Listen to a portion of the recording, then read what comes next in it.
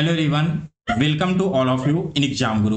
दोस्तों, IBPS, RRB, PO and clerk का exam अगले 10 दिनों के अंदर स्टार्ट होने वाला है। सो गाइज, वैसे कैंडिडेट जो पहली बार इस एग्जाम में अपीयर होने जा रहे हैं, उनके मन में काफी कंफ्यूजन होता है कि आपका एग्जाम कैसे होने वाला है, एग्जाम में इंटरफेस क्या होगा और कौन कौन से फंक्शंस वहां पर होते हैं। सो गाइज, इस वीडियो में मैं आप सभी को बिल्कुल लाइव आईबीपीएस का एग्जाम कंडक्ट करवा के दिखाऊंगा। साथ ही मैं हर एक स्टेप एंड हर एक प्रोसेस बताऊंगा कि आपको एग्जाम में कौन कौन से प्रोसेस फॉलो करने होते हैं। सो गाइज, इस वीडियो को देखने के बाद आपके मन में एग्जाम को लेकर जो डर बैठा हुआ है वो पूरी तरह से दूर हो जाएगा। एंड आपको जब एग्जामिनेशन सेंटर में जाओगे तो इंटरफेस को लेकर किसी भी प्रकार की प्रॉब्लम नहीं होने वाली है। साथ ही में दोस्तों, जैसा कि आप सभी को पता है कि इस बार सेक्शनल टाइमिंग इंप्लीमेंट हो चुका है IPS, RRB, PO and clerk में। तो बिल्कुल नए पैटर्न पर मैं आपको ए वाला मॉक सॉल्व करवा के दिखाऊंगा, जो कि आईबीपीएस की तरफ से ही ऑफिशियल जारी किया गया है। इसके अलावा दोस्तों, जो मैं अभी आपको मॉक सॉल्व करके दिखाने वाला हूं लाइव डेमो के रूप में, उसका लिंक मैं अवेलेबल करवा दूंगा अपने Telegram group IBPS exam PDF पर। तो आप सभी लोग इस टेलीग्राम ग्रुप को जरूर ज्वाइन कर लेना। इसका लिंक मैंने इसी वीडियो के डिस्क्रिप्शन बॉक्स में दे दिया है। और इसके अलावा आपको बैंकिंग एग्जाम से रिलेटेड किसी भी प्रकार के डाउट एंड क्यूरीज है तो आप डायरेक्ट मुझे इंस्टाग्राम पे मैसेज करके पूछ सकते हो। मैंने अपने इंस्टाग्राम का भी लिंक इसी वीडियो के डिस्क्रिप्शन बॉक्स में दे दिया है। चलिए दोस्तों, अब आज का वीडियो स्टार्ट करते हैं। सो गाइस, देखिए, आप जैसे एग्जामिनेशन सेंटर में जाओगे तो इस प्रकार का इंटरफेस आप सभी के सामने ओपन हो जाता है। ठीक है, इसी इंटरफेस में आपको अपना एग्जाम देना होता है। तो यहाँ पर आप सभी के सामने आईडी एंड पासवर्ड डालकर लॉगिन करने का ऑप्शन दिया जाएगा, जिसमें ऊपर में आपका रजिस्ट्रेशन नंबर होगा और नीचे आपका पासवर्ड होगा। दोनों को इंटर करने के बाद जैसे ही आप साइन इन वाले बटन पर क्लिक करते हो तो आपके सामने कुछ इस प्रकार का एक इंस्ट्रक्शन का पेज ओपन हो जाएगा। अब इसमें दोस्तों आपके कुछ जनरल इंस्ट्रक्शन दिए गए हैं, जैसे कि आप यहाँ पर देख सकते हो कि आपका जो बटन वगैरह है वो किस प्रकार का होगा, जो आपने क्वेश्चन सॉल्व किया वो कैसा होगा, जो आपने सॉल्व नहीं किया वो कैसा होगा, एंड मार्क फॉर रिव्यू किया है वो कैसा होगा। साथ ही में दोस्तों आपके नेविगेशन का भी कुछ इंस्ट्रक्शन यहाँ पर दिया हुआ रहता है, जैसे कि आपको एक क्वेश्चन से दूसरे क्वेश्चन पर कैसे मूव करना है। और इसके अलावा दोस्तों आपका ये जो इंस्ट्रक्शन है, आप यहाँ से चाहो तो हिंदी या इंग्लिश दोनों में से किसी भी लैंग्वेज में पढ़ सकते हो। आप जब एग्जाम देने जाओगे तब आपको बिल्कुल हूबहू यही इंटरफेस देखने को मिल जाएगा।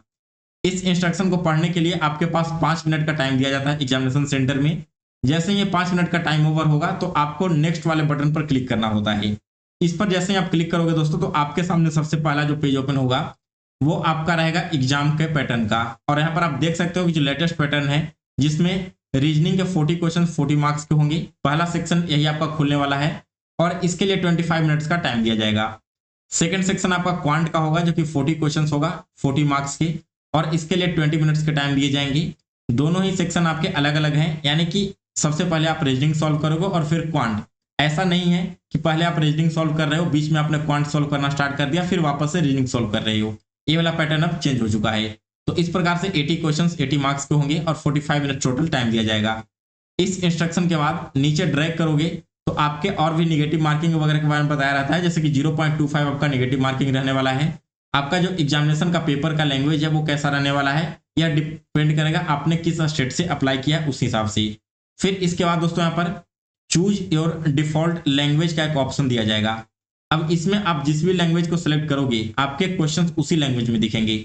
मान लो आपने इंग्लिश सेलेक्ट कर लिया तो ऐसा नहीं है कि आप बाद में इसे हिंदी में नहीं देख सकते, लेकिन जो डिफॉल्ट आपके क्वेश्चन आएंगे वो इंग्लिश में ही आएंगे।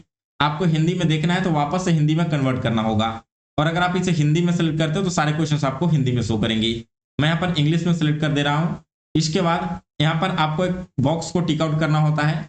इस बॉक्स को यहाँ पर टिक आउट करने के बाद I am ready to begin, जैसे ही आपका टाइम कंप्लीट हो जाएगा, 5 मिनट का टाइम यहाँ पर भी दिया जाता है, तो ये वाला बटन एक्टिव हो जाएगा एग्जामिनेशन हॉल में। तो फिर आपको क्या करना है, इस वाले बटन पर क्लिक कर देना है।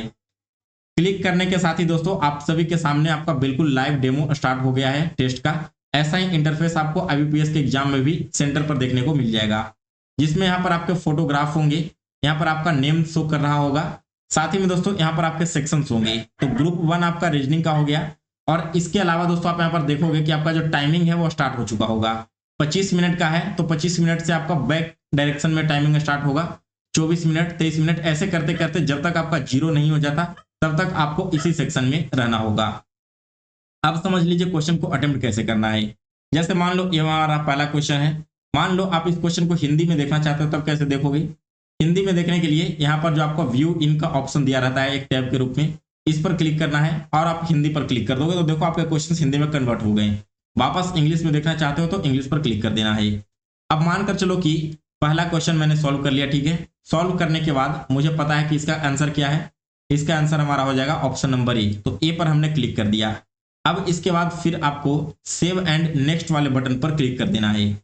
इस पर जैसे ही आप करोगे तो आप दूसरे क्वेश्चन की ओर मूव कर जाओगे। अब देखो दोस्तों, जो क्वेश्चन आपने सॉल्व कर चुका है वो यहाँ पर ग्रीन कलर में शो होने लगेगा। अब मान लो सेकंड क्वेश्चन मुझे नहीं आ रहा है, तो फिलहाल मैं इस क्वेश्चन को स्किप कर दूंगा एंड सेव एंड नेक्स्ट पर फिर से क्लिक करूंगा। और जिस क्वेश्चन को भी आपने विजिट कर लिया है लेकिन सॉल्व नहीं किया है, तो वो इस प्रकार से आपके रेड कलर में शो होंगे। और जो क्वेश्चंस आपने अभी तक विजिट नहीं किया है वो आप सभी के व्हाइट शो होंगे। जैसे मान लो इसके बाद मैं डायरेक्ट 6th क्वेश्चन पर मूव करता हूं, तो देखो 4th एंड 5th क्वेश्चन मैंने विजिट नहीं किया, तो ये हमारा व्हाइट कलर में शो हो रहा है। अब मार्क फॉर रिव्यू कैसे किया जाता है वो समझ लो, और इसका मतलब क्या है। तो मान लो 6th क्वेश्चन को मैंने पढ़ा और मुझे लगा कि एक क्वेश्चन मैं बना सकता हूं, लेकिन अभी मुझसे नहीं बन पाएगा, काफी टाइम कंज्यूमिंग है। तो बाद में आप इस क्वेश्चन को भूल मत जाओ, इसलिए कैंडिडेट इसे मार्क फॉर रिव्यू कर देते हैं। तो अगर आपने इस क्वेश्चन को सॉल्व किए बिना मार्क फॉर रिव्यू किया, जो कि यहाँ पर आपके टैब दिए गए हैं, तब देखो आपका कैसा हो जाएगा। जैसे ही आप इस पर करोगे मार्क फॉर रिव्यू, तो आपका जो क्वेश्चन है वो ब्लू कलर में आ जाएगा, ठीक है। इसका मतलब है कि आपने क्वेश्चन को सॉल्व नहीं किया है, केवल मार्क फॉर रिव्यू करके छोड़ दिया है। अब मान लो 7th क्वेश्चन भी मैंने बना दिया, इसका ऑप्शन नंबर सी हो रहा है, लेकिन मुझे कुछ डाउट है इस क्वेश्चन में अभी भी, तो मैं इसे क्या करूंगा, फिर से मार्क फॉर रिव्यू कर दूंगा, ताकि बाद में जब टाइम बचे तो मैं वापस से इस क्वेश्चन को एक बार गो थ्रू कर सकूं। तो अगर आपने इस क्वेश्चन को अटेम्प्ट ले लिया और उसके बाद मार्क फॉर रिव्यू करोगे, तब यहाँ पर आपका जो क्वेश्चन है कुछ इस प्रकार से शो होगा। यानी कि क्वेश्चन का जो बटन है वो ब्लू होगा और इसमें एक ग्रीन कलर का आइकन साइड में लगा होगा। इसका मतलब यह है कि आपने इस क्वेश्चन को सॉल्व कर दिया है, लेकिन मार्क फॉर रिव्यू कर रखा है। अब बाद में मानकर चलो कि आपने जो इस क्वेश्चन को सॉल्व किया और मार्क फॉर रिव्यू कर दिया, उसे मार्क फॉर रिव्यू से हटाना भूल जाते हो, फिर भी वो क्वेश्चन आपका काउंट होगा। यानी कि अगर वो क्वेश्चन आपका करेक्ट हो जाता है तो उसके मार्क्स आपको दिए जाएंगे, अगर गलत होता है तो उसके नेगेटिव मार्क्स आपको काट लिए जाएंगे। ये बात कंफर्म समझ लेना। फिर इसके बाद मान लो 8th क्वेश्चन भी मैंने सॉल्व किया, 7 नेक्स्ट कर दिया। 9th क्वेश्चन सॉल्व किया, 7 नेक्स्ट कर दिया। लेकिन मुझे लगा कि नहीं, 9th क्वेश्चन मैंने गलत बना दिया है, तो इसे मिटाएंगे कैसे। मिटाने के लिए आपको वापस 9th क्वेश्चन पर आ जाना होगा। आने के बाद एक यहाँ पर क्लियर रिस्पॉन्स का ऑप्शन दिया जाता है, तो आपको सिंपली कुछ नहीं करना, इस बटन पर क्लिक कर देना है। क्लिक करते ही देखो आपका 9th क्वेश्चन से जो ग्रीन आइकन था वो हट चुका है, वापस रेड हो चुका है, यानी कि अभी तक आपने इस क्वेश्चन को सॉल्व नहीं किया है। फिर यहाँ पर जो भी आपका करेक्ट आंसर है उस पर क्लिक करके आपको 7 नेक्स्ट करते जाना है। इस प्रकार से आप यहाँ पर देखोगे तो टोटल 40 क्वेश्चन हैं। आप मान लो आपने 40 क्वेश्चन सॉल्व कर दिया, 7 नेक्स्ट करोगे तो वापस से आ जाओगे फर्स्ट क्वेश्चन पर, और आप इसी सेक्शन में तब तक रहोगे जब तक कि आपका ये जो टाइमिंग है वो 0 नहीं हो जाता है। जैसे ही दोस्तों आपका 0 होगा तो ऑटोमेटिक बिना कुछ किए आप चले आओगे डायरेक्टली सेक्शन 2 पर, जो कि आपका क्वांट का है। तो आप बिल्कुल टाइम को भी ध्यान में रखते जाना, ऐसा नहीं है कि एक झोंक में बनाते जा रहे हो और आपको टाइम का बिल्कुल भी ख्याल नहीं है। जब आपका दोनों सेक्शन कंप्लीट हो जाएगा तो यहाँ पर आपको एक सबमिट का बटन दिख रहा होगा, जो कि अभी क्लिक नहीं हो पा रहा। तो दोस्तों देखिए, यहाँ पर जैसे आपका एग्जाम कंप्लीट होता है तो जरूरी नहीं है कि आप सबमिट वाले बटन पर क्लिक ही करो, नहीं भी क्लिक करोगे तब भी आपका जो सबमिट है वो ऑटोमेटिक हो जाएगा, ठीक है। आपको सबमिट करने की जरूरत नहीं पड़ती है, आपका जो भी पेपर सॉल्व किया आपने वो पूरी तरह से सबमिट हो जाएगा।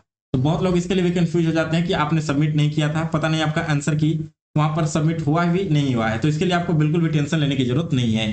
साथ ही में दोस्तों प्री एग्जामिनेशन में जो आपके एडमिट कार्ड होंगे उस पर हैंड रिटन डिक्लेरेशन एक लिखवाया जाता है। इसके साथ ही दोस्तों आपका जो प्री का एडमिट कार्ड है वो वापस आपको लेकर आना है, बिल्कुल सुरक्षित। उसी एडमिट कार्ड को आप लेकर मेंस में जाओगे, तभी आपको मेंस में एग्जामिनेशन सेंटर में अपीयर होने दिया जाएगा, अदरवाइज आपको एग्जाम मेंस का देने नहीं दिया जाएगा। तो आपके पास जो प्री के एडमिट कार्ड होंगे तो बिल्कुल सेफली वापस घर आप लेकर आ जाना। ये था दोस्तों आपका आरआरबी पीओ एंड क्लर्क का कंप्लीट एग्जाम का इंटरफेस। ऐसा ही इंटरफेस आपको आईबीपीएस क्लर्क वगैरह में भी देखने को मिलता है, लेकिन उसका जैसे ही लाइव लिंक एक्टिव किया जाएगा आईबीपीएस की तरफ से ऑफिशियल साइट पर, जैसा कि आरआरबी पीओ के लिए किया गया है, तो मैं वो भी आपके साथ शेयर कर दूंगा। दोस्तों अगर आपको यह वीडियो पसंद आया हो तो इसे लाइक और शेयर करें, और आगे इसी तरह की वीडियो देखने के लिए एग्जाम गुरु चैनल को सब्सक्राइब कर इसके बेल नोटिफिकेशन को ऑन कर लें। लास्ट के 10 दिनों में आपको आरआरबी पीओ एंड क्लर्क के लिए क्या तैयारी करनी है, कैसे करनी है, इसके रिगार्डिंग मैं आपको कल या परसों तक एक वीडियो बना करके दे दूंगा। तो आप सभी लोग उस वीडियो को भी जरूर देख लेना, लास्ट मोमेंट पर आपको काफी हेल्प मिलेगी। साथ ही में दोस्तों जो सेक्शनल टाइमिंग हो चुका है, तो इस सेक्शनल टाइमिंग को कैसे टैकल करके ज्यादा से ज्यादा आप मार्क्स गेन कर पाओ, इसके रिगार्डिंग भी मैं आपको कल एक वीडियो बना करके अच्छे से गाइड कर दूंगा। सो गाइज फिलहाल इस वीडियो में बस इतना ही, मिलते हैं फिर से एक नए वीडियो में।